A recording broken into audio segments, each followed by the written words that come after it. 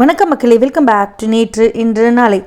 இன்றைக்கி நம்ம வீடியோவில் டபுள் பீன்ஸ் போட்ட ஒரு காரக்குழம்பு ரெசிபியும் கூடவே முடக்கத்தான் ரசம் ரெசிபியும் பார்க்க போகிறோம். காரக்குழம்பு ரசம் ரெண்டுத்துக்குமே ஏதாவது பொரியல் இல்லைனா அப்பளம் கூட நீங்கள் தொட்டு சாப்பிட்லாம். சூடான சாதம் இருந்தால் போதும். வாங்க முதல்ல நம்ம டபுள் பீன்ஸ் முருங்கைக்காய் போட்ட காரக்குழம்பு ரெசிபியை பார்த்துடலாம். இந்த குழம்பு பண்ணுறதுக்கு உங்களுக்கு தேவையான இன்க்ரீடியன்ஸ் நம்ம ரெகுலராக வீட்டில் யூஸ் பண்ணுற இன்க்ரீடியன்ஸ் தான். சின்ன வெங்காயம் யூஸ் பண்ணி பண்ணிங்கன்னா ரொம்பவே டேஸ்டியாக இருக்கும். பட் சின்ன வெங்காயம் இல்லைனா நீங்கள் பெரிய வெங்காயமும் யூஸ் பண்ணலாம். முதல்ல ஒரு அரை கப் டபுள் பீன்ஸை ஓவர் நைட் தண்ணியில் ஊற போட்டு வச்சுருங்க. நெக்ஸ்ட் டே காலையில் தண்ணியை வடிச்சிட்டு ப்ரெஷர் குக்கரில் இன்னும் கொஞ்சம் தண்ணி சேர்த்துட்டு கொஞ்சமாக உப்பு சேர்த்துட்டு சாஃப்டாக ஆற வரைக்கும் வேக வச்சு எடுத்துக்கலாம். கடாயில் ஒரு 2 டேபிள் ஸ்பூன் எண்ணெய் சேர்த்துட்டு எண்ணெய் சூடானதும் அரை டீஸ்பூன் அளவு கடுகு, 2 காஞ்ச மிளகாயை உடச்சிட்டு சேர்த்துக்கலாம். வாசனைக்கு தாராளமாக ஒரு சிட்டிகை அளவுக்கு நம்ம வெந்தய விதைகள் சேர்த்துக்கலாம். இது கூடவே நான் அரை கப் அளவுக்கு சின்ன வெங்காயம் சேர்த்துக்கிறேன். இப்போ வெங்காயம் இந்த எண்ணெயிலே நல்லா வதங்கட்டும். வெங்காயம் கொஞ்சம் வதங்கினதுக்கப்புறமா 1 கப் அளவுக்கு பொடிப்பொடியாக நறுக்கின தக்காளி சேர்த்துக்கலாம். தக்காளி நல்லா சாஃப்டாகி குழையிற வரைக்கும் நம்ம வதக்கிட்டே இருக்கணும். தக்காளி குழஞ்சி வந்தால் தான் நம்மளுக்கு குழம்பு கொஞ்சம் திக்காக வரும்.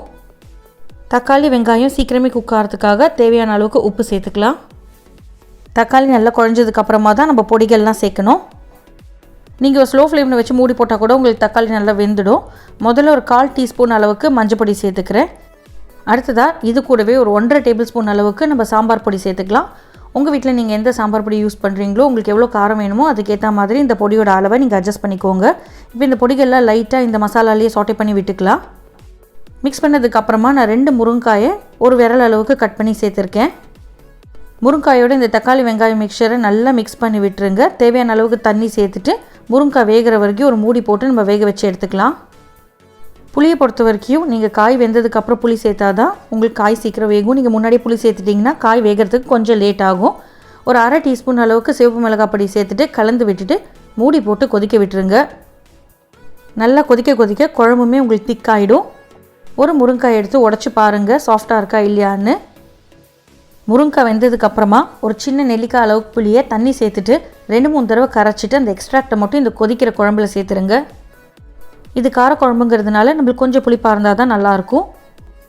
புளிக்கரைசல் சேர்த்ததுக்கப்புறம் கலந்து விட்டுருங்க. புளியோட பச்சை வாசனை போகணும். இந்த ஸ்டேஜில் நம்ம வேக வச்சு எடுத்து வச்சுருக்கிற டபுள் பீன்ஸை தண்ணியோடு சேர்த்துடலாம். டபுள் பீன்ஸ் இந்த மிக்சரில் கொஞ்சம் நேரம் கொதிச்சாதான் இந்த மசாலாவோட டேஸ்ட் எல்லாம் அது இழுக்கும். இப்போ இதெல்லாம் ஒன்று சேர்ந்து நல்லா கொதிக்கட்டும். கொதித்து புளியோட பச்சை வாசனை போகணும். நான் டேஸ்ட் பேலன்ஸ் பண்ணுறதுக்காக 1 டீஸ்பூன் அளவுக்கு வெல்லம் சேர்த்துக்கிறேன். வெல்லம் பார்த்திங்கன்னா புளிப்பு, காரம், உப்பு எல்லாத்தையுமே பேலன்ஸ் பண்ணிவிடும். இது ஆப்ஷனல் தான். உங்களுக்கு பிடிக்கும்னா நீங்கள் சேர்த்துக்கோங்க, இல்லைனா ஸ்கிப் பண்ணிக்கலாம். கடைசியாக திக்னஸ்க்காக 1 டீஸ்பூன் அளவுக்கு அரிசி மாவை கொஞ்சமாக தண்ணி சேர்த்துட்டு அதை கொதிக்கிற குழம்புல சேர்த்துருங்க. ஒரு 2 நிமிஷத்துக்கு கொதிக்கட்டும். அதுக்கப்புறமா நீங்கள் அடுப்பு ஆஃப் பண்ணி விட்டுடலாம். அரிசி மாவு சேர்த்துக்கிறதுனால உங்களுக்கு குழம்பு நல்லா திக்காக வரும். கடைசியாக அடுப்பு ஆஃப் பண்ணிவிட்டு கொஞ்சமாக கருவேப்பிலையும் நல்லெண்ணெயும் சேர்த்துட்டா சூப்பராக இருக்கும். அவ்வளோதான் நம்மளோட குழம்பு ரெடி. அடுத்ததாக முடக்கத்தான் ரசம் எப்படி பண்ணலாங்கிறத பார்த்துடலாம். ஒரு கைப்பிடி அளவுக்கு முடக்கத்தான் கீரை இருந்தால் நீங்கள் இந்த ரசம் பண்ணிடலாம். இந்த ரசத்தை நீங்கள் சாதத்தில் பிசைஞ்சு சாப்பிட்லாம், இல்லை சூப் மாதிரி டம்ளரில் வச்சு சாப்பிட்டா கூட நல்லா தான் இருக்கும். முதல்ல ஒரு கடாயில் 1 டீஸ்பூன் எண்ணெய் சேர்த்துக்கலாம். எண்ணெய் சூடானதுக்கப்புறமா ஒரு 1/4 டீஸ்பூன் கடுகு சேர்த்துருங்க. கடுகு நல்லா வெடிக்கட்டும். இது கூடவே நான் கொஞ்சமாக கருவேப்பிலை சேர்த்துக்கிறேன். ஒரு அரை டீஸ்பூன் அளவுக்கு ஜீரகம் சேர்த்துக்கலாம். ஜீரகமும் இதே எண்ணெயில் நல்லா பொரியட்டும். வாசனைக்கு கொஞ்சமாக நான் பெருங்காய கட்டி சேர்த்துக்கிறேன். உங்கள்கிட்ட பெருங்காய கட்டி இல்லைன்னா நீங்கள் பொடி கூட சேர்த்துக்கலாம். அடுத்ததாக ஒரு பச்சை மிளகாயை நான் 2ஆக கீறிட்டு சேர்த்துக்கிறேன். நம்ம கீரி சேர்த்துக்கிறதுனால நம்மளுக்கு இந்த ரசத்துக்கு நல்ல ஒரு காரம் வரும். இது கூடவே நான் ஒரு கைப்பிடி அளவுக்கு முடக்கத்தான் கீரையை நல்லா அலம்பிட்டு குட்டி குட்டியாக சாப் பண்ணிவிட்டு இந்த எண்ணெயில் சேர்த்துருக்கேன். நல்லா சாட்டே பண்ணிங்கன்னா கீரை வெந்துடும். இது கூடவே நான் ஒரு சின்ன பூண்டை குட்டி குட்டியாக சாப் பண்ணி சேர்த்துருக்கேன். இப்போ இந்த பூண்டு கீரை வேகிற வரைக்கும் நம்ம சாட்டே பண்ணிகிட்டே இருக்கலாம். நீங்கள் வதக்கவே உங்களுக்கு கீரை சீக்கிரமாக வெந்துடும். நம்ம பொடிப்பொடியாக சாப் பண்ணி வேறு சேர்த்துருக்கோம். அடுத்ததாக ஒரு 2-3 தக்காளியை நான் பொடிப்பொடியாக நறுக்கிட்டு சேர்த்துக்கிறேன். தக்காளி நல்லா வெந்து குழஞ்சி வரணும். அது வரைக்கும் நம்ம வதக்கிட்டே இருக்க போகிறோம். தக்காளி கீரை வெந்து வரதுக்காக நான் கொஞ்சமாக தண்ணி சேர்த்துக்கிறேன். இந்த தண்ணியிலேயே ஒரு 1/4 டீஸ்பூன் அளவுக்கு நம்ம மஞ்சள் பொடி சேர்த்துக்கலாம். முடக்கத்தான் கீரை பார்த்திங்கன்னா ஜாயிண்ட் ப்ராப்ளம், அதுக்கப்புறம் கோல்டு காஃப் எல்லாத்துக்குமே ரொம்ப நல்லது. இப்போ இந்த ரசத்துக்கு தேவையான அளவுக்கு கொஞ்சமாக உப்பு சேர்த்துக்கலாம். அதுக்கப்புறமா நீங்கள் தண்ணி சேர்த்துட்டு உங்களுக்கு எவ்வளோ ரசம் வேணுமோ அதுக்கேற்ற மாதிரி நீங்கள் மல்டிப்ளை பண்ணிவிட்டு தேவையான அளவுக்கு உப்பு சேர்த்துக்கோங்க. ரசத்தோட அளவுமே உங்களுக்கு எவ்வளோ வேணுமோ அதுக்கேற்ற மாதிரி நீங்கள் புளி சேர்க்கறது தான் இருக்குது. கொஞ்சமாக போதும்னா ஒரு பாதி நெல்லிக்காய் அளவுக்கு புளியை நீங்கள் தண்ணியில் 2-3 தடவை கரைச்சிட்டு அந்த எக்ஸ்ட்ராக்டை சேர்த்துருங்க. தேவையான அளவுக்கு நீங்கள் தண்ணி சேர்த்துட்டு நல்லா கொதிக்க விடுங்க. ஒரு 2லேருந்து 3 நிமிஷம் கொதிக்கட்டும். புளியோட பச்சை வாசனையும் உங்களுக்கு போயிடும்.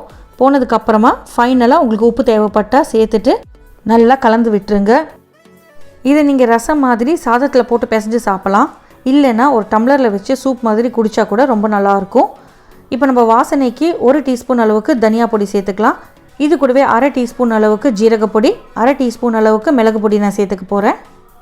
நம்ம ஏற்கனவே பச்சை மிளகாய் சேர்த்துருக்கிறதுனால நான் மிளகு பொடியை கொஞ்சம் கம்மி பண்ணிக்கிறேன். நல்லா அப்படியே கொதித்து நுரைச்சி வரும்போது நீங்கள் அடுப்பு ஆஃப் பண்ணிவிட்டு தாராளமாக கொத்தமல்லி இலைகளை பொடிப்பொடியாக நறுக்கிட்டு மேலே தூவி விட்டுருங்க. அடுப்பு ஆஃப் பண்ணதுக்கப்புறமா 1 டீஸ்பூன் வாசனைக்கு நெய் சேர்த்துட்டு நீங்கள் சூடாக சர்வ் பண்ணலாம். இந்த மாதிரி முடக்கத்தான், தூதுவளை கீரைலாம் அப்பப்போ உங்கள் டயட்டில் சேர்த்துக்கோங்க. ட்ரை பண்ணி பார்த்துட்டு உங்களுக்கு பிடிச்சிருக்காங்கிறத எனக்கு கமெண்ட்ஸில் சொல்லுங்கள். காரக்குழம்புக்கு நல்லெண்ணெய் சேர்த்து பிசைஞ்சு சாப்பிடுங்க, சூப்பராக இருக்கும். ரசத்துக்கு சுட சுட நெய் சேர்த்துட்டு பிசைஞ்சு சாப்பிடுங்க, ரொம்பவே நல்லாயிருக்கும். பிடிச்ச பொரியலோட நல்ல சோடா இல்லாத ஒரு அப்பளம் தொட்டுன்னு சாப்பிட்றதுக்கு சூப்பராக இருக்கும். ட்ரை பண்ணி பாருங்கள். இந்த ரெசிபிஸ் உங்களுக்கு பிடிச்சிருந்தா நம்ம சேனலுக்கு நீங்கள் ஃபர்ஸ்ட் டைமாக வரீங்கன்னா லைக் பண்ணுங்கள், ஷேர் பண்ணுங்கள், மறக்காமல் சப்ஸ்கிரைப் பண்ணுங்கள். இன்னொரு நல்ல வீடியோவோட உங்களை நான் நாளைக்கு சந்திக்கிறேன். Until then, take care. Bye-bye. Thanks for watching.